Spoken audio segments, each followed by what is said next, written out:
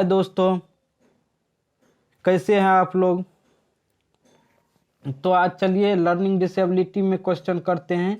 इससे पहले वाले वीडियो में थ्योरी किए थे, तो इसीलिए आज उस पर क्वेश्चन कुछ करते हैं। क्वेश्चन नंबर ए में फर्स्ट क्वेश्चन देखिए। क्वेश्चन फर्स्ट में कह रहा है डिस्ग्राफिया मुख्य रूप से डैश समस्या से संबंधित है। तो ऑप्शन देखिए। ऑप्शन ए में सुनने, बी में सीखने में असक्षम, सी में बोलने, डी में मानसिक क्षय। फिर से क्वेश्चन देखिए दोस्तों, क्या कर डिस्ग्राफिया मुख्य रूप से डैश से संबंधित है। ऑप्शन ए में सुनने, ऑप्शन बी में सीखने में असक्षम, सी में बोलने में, डी में मानसिक क्षय। तो दोस्तों इसका करेक्ट आंसर क्या होगा? तो दोस्तों इसका करेक्ट आंसर बी होगा, सीखने से असक्षम। तो ठीक है दोस्तों, फिर आगे देखते हैं आगे क्या है। आगे बोल रहा है डिस्प्रेक्सिया एक बीमारी है। डिस्प्रेक्सिया एक बीमारी है जिसका संबंध है ए में हृदय से, बी में तंत्रिका तंत्र से, सी में फेफड़े से, डी में श्वसन से। तो दोस्तों इसका करेक्ट आंसर क्या होगा? तो दोस्तों इसका करेक्ट आंसर बी होगा, तंत्रिका तंत्र से, जो डिस्प्रेक्सिया से संबंधित एक बीमारी है। अगला क्वेश्चन की ओर चलते हैं। अगला क्वेश्चन है गणित को समझने की आवश्यकता। गणित को समझने की आवश्यकता। ऑप्शन ए में देखिए डिस्मोर्फिया, ऑप्शन बी में डिस्कैल्कुलिया, ऑप्शन सी में डिस्ग्राफिया, ऑप्शन डी में डिसलेक्सिया। तो दोस्तों इसका करेक्ट आंसर क्या होगा? गणित को समझने में आवश्यकता। तो इसका करेक्ट आंसर डिस्कैल्कुलिया होगा। डिस्मोर्फिया क्यों नहीं होगा? डिस्मोर्फिया जिसमें बच्चे को भ्रम की स्थिति होती है। डिस्ग्राफिया क्यों नहीं होता? डिस्ग्राफिया जिसमें बच्चे को लिखने की आवश्यकता होती है। डिसलेक्सिया क्यों नहीं होगा? इस जिसमें बच्चे को बोलने में कठिनाई होती है। तो इसीलिए दोस्तों इसका करेक्ट आंसर क्या होगा? बी होगा। आगे देखते हैं क्वेश्चन। फिर अगला क्वेश्चन है डिस्थीमिया है। डिस्थीमिया एक गंभीर तनाव की अवस्था है। बी में पठन विकार है, सी में लेखन विकार है, डी में इसमें से कोई नहीं। तो दोस्तों डिस्थीमिया क्या है? डिस्थीमिया एक गंभीर तनाव की अवस्था है। तो दोस्तों इसका करेक्ट आंसर क्या होगा? इसका करेक्ट आंसर ए होगा। बी काहन होगा? बी पठन विकार है। डिसलेक्सिया, सी का लेखन विकार है, तो डिस्ग्राफिया होगा। तो इसीलिए इसका करेक्ट आंसर ए होगा। फिर चलिए अगले क्वेश्चन की ओर। अगला क्वेश्चन कर रहा है डिस्कैल्कुलिया मुख्य रूप से डैश की समस्या से संबंधित है। डिस्कैल्कुलिया मुख्य रूप से डैश की समस्या से संबंधित है। तो ऑप्शन ए में देखिए। ऑप्शन ए में सुनने, बी में पढ़ने, सी में बोलने, डी में गणितीय। तो दोस्तों क्वेश्चन क्या कर रहा है? क्वेश्चन कर रहा है डिस्कैल्कुलिया, अंत में कैलकुलेटर का उच्चारण होता है। तो दोस्तों कैलकुलेटर का उच्चारण किस में होता है? तो इसका करेक्ट आंसर क्या होगा दोस्तों? इसका करेक्ट आंसर डी होगा, गणितीय से संबंधित बच्चे को डिस्कैल्कुलिया, गणित से संबंधित अक्षमता वाले बच्चे को डिस्कैल्कुलिया कहा जाता है। तो फिर अगले क्वेश्चन की ओर चलते हैं। अगला क्वेश्चन देखिए।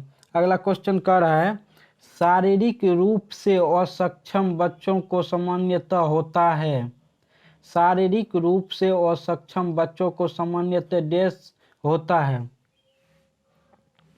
तो इसका ऑप्शन देखिए। ए में डिस्कैल्कुलिया, बी में डिसलेक्सिया, सी में डिस्ग्राफिया, डी में डिस्थीमिया। तो दोस्तों इसका ए में क्या कर रहा है? डिस्कैल्कुलिया। डिस्कैल्कुलिया जिसको गणित से संबंधित अशक्तता है।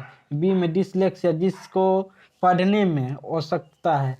सी में डिस्ग्राफिया जिसको लिखने में अशक्तता है। तो यहाँ पे दोस्तों क्या करा? क्वेश्चन में कह रहा है शारीरिक रूप से, तो ये तीनों छट गया। तो बच्चा कौन? बचा डी, तो इसीलिए इसका करेक्ट आंसर होगा दोस्तों डी, डिस्थीमिया, जो शारीरिक रूप से असक्षम वाले बच्चों से संबंधित है। फिर चलते हैं अगले क्वेश्चन। अगला क्वेश्चन है डिसलेक्सिया किससे संबंधित है। अगला क्वेश्चन क्या है, डिसलेक्सिया किससे संबंधित है। ऑप्शन ए में मानसिक विकार, बी में गणितीय विकार, सी में पठन विकार, डी में व्यवहार संबंधी विकार। तो दोस्तों इसका करेक्ट आंसर क्या होगा, डिसलेक्सिया है। तो डिसलेक्सिया पढ़ने की विकार है, तो इसीलिए इसका करेक्ट आंसर होगा दोस्तों सी। तो फिर अगला क्वेश्चन की ओर चलते हैं। अगला क्वेश्चन क्या कह रहा है, अगला क्वेश्चन कह रहा है निम्नलिखित में से मौखिक रूप से सीखने की आवश्यकता कौन सी है। निम्नलिखित में से मौखिक रूप से सीखने की आवश्यकता कौन सी है। तो ऑप्शन देखिए दोस्तों, ऑप्शन ए में डिसग्राफिया, ऑप्शन बी में डिसकैलकुलिया, ऑप्शन सी में अफेजिया, ऑप्शन डी में डिसलेक्सिया। तो दोस्तों ऑप्शन ए बोल रहा है डिसग्राफिया। डिसग्राफिया जिसमें बच्चा को लिखने से संबंधित आवश्यकता हो उसे डिसग्राफिया कहते हैं। डिसकैलकुलिया जिसमें गणितीय आवश्यकता हो, डिसकैलकुलिया उससे कहते हैं। डी में क्या कह रहा है, डी में डिसलेक्सिया, डिसलेक्सिया जिसमें बच्चे को बोलने में कठिनाई हो। तो ये तीनों तो दोस्तों छट गया, ए बी और डी, तो इसीलिए इसका करेक्ट आंसर क्या होगा, सी, अफेजिया। तो फिर अगले क्वेश्चन की ओर चलते हैं। अगला क्वेश्चन है निम्नलिखित में से कौन अधिगम नियोक्ता को नहीं दर्शाता है। फिर से क्वेश्चन देखिए, निम्नलिखित में से कौन अधिगम नियोक्ता को नहीं दर्शाता है। तो ऑप्शन ए में क्या करें, ऑप्शन ए में पढ़ते समय बच्चों शब्दों या पंक्तियों को छोड़ देना। बी में शब्दों में निहित अक्षर को अलग अलग करके पढ़ना। सी में मौखिक अभिव्यक्ति में कठिनाई अनुभव करना। डी में लेखन एवं चित्रण का कार्य को स्पष्ट रूप से करना। तो दोस्तों क्वेश्चन क्या कर रहा है, क्वेश्चन कह रहा है कौन सी अधिगम नियोक्ता को नहीं दर्शाता है। देखिए ऑप्शन ए में पढ़ते समय शब्दों को या पंक्तियों को छोड़ देना, ये तो दर्शाता है अधिगम नियोक्ता को। फिर बी में शब्दों में निहित अक्षर को अलग अलग करके पढ़ना, ये भी दर्शाता है। सी में मौखिक अभिव्यक्ति में कठिनाई, अभिव्यक्ति मतलब बातचीत करने में कठिनाई का अनुभव करना, ये भी अधिगम नियोक्ता को दर्शाता है। तो इसीलिए अगला देखिए, फिर अगला है डी में कह रहा है लेखन एवं चित्रकन का कार्य स्पष्ट रूप से करना। तो दोस्तों इसमें नियोक्ता अधिगम नहीं है, ये एक अच्छा है, इसीलिए इसका करेक्ट आंसर क्या होगा, डी होगा, जिसमें अधिगम नियोक्ता नहीं है। फिर अगले क्वेश्चन की ओर चलते हैं। अगला क्वेश्चन 10 में क्या कह रहा है, अगला क्वेश्चन कह रहा है शब्दों में निहित अक्षरों को अलग अलग करके पढ़ना निम्नलिखित में से कौन विकार है। क्वेश्चन फिर से देखिए, शब्दों में निहित अक्षरों को अलग अलग करके पढ़ना निम्नलिखित में से कौन सा अधिगम विकार है। कह रहा है शब्दों के निहित अक्षरों को अलग अलग करके पढ़ना। तो ऑप्शन देखिए दोस्तों, ऑप्शन ए में डिसलेक्सिया, ऑप्शन ए में डिसलेक्सिया है। फिर ऑप्शन बी में देखते हैं, ऑप्शन बी में डिस्प्रेक्सिया, ऑप्शन सी में डिसकैलकुलिया, ऑप्शन डी में डिसग्राफिया। ऑप्शन डी में क्या है, डिसग्राफिया है। तो क्वेश्चन क्या कर रहा है, क्वेश्चन कह रहा है शब्दों में निहित अक्षरों को अलग